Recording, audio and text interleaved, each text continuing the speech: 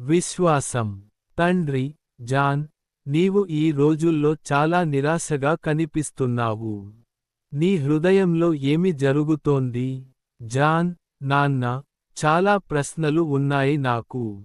దేవుడు నిజంగా నా పట్ల కరిగి ఉంటే, ఈ సమస్యలు ఎందుకు వస్తున్నాయి? తల్లి, ఆ రకమైన ప్రశ్నలు మనందరికీ వస్తాయి. కానీ బైబిల్లో దేవుడు చెప్పినట్లుగా, విశ్వాసం లేకుండా దేవుని సంతోషపెట్టడం అసాధ్యం.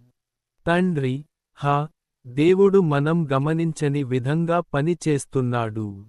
నేను నీకు అనుగ్రహం ఇచ్చి, నీకు భవిష్యత్తు ఉన్న దారిని చూపిస్తాను, అని ఆయన వాగ్దానం చేశారు.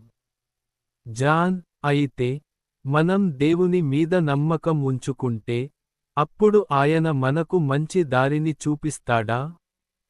తల్లి, అంకితభావంతో ఆయనపై విశ్వాసం ఉంచడం అవసరం. దేవుడు మా కోసం ఉత్తమమైన దారిని కనుగొంటాడు. కాని అది మనం అంగీకరించే సమయానికి రావచ్చు.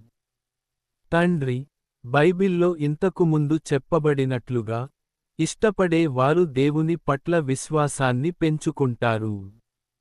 మనం దేవుని పట్ల విశ్వాసాన్ని పెంచుకుంటే, ఆయన మనమంతా చేయవలసిన దాన్ని తెలియజేస్తాడు. జాన్, అర్థమైంది. నేను నా హృదయాన్ని దేవునిపై విశ్వసించడానికి తెరవాలని అనుకుంటున్నాను. తల్లి, ఇదే విశ్వాసం, ప్రార్థన మరియు శాంతి దేవుని దయతో క్షేమంగా ఉండడంలో దారితీస్తుంది.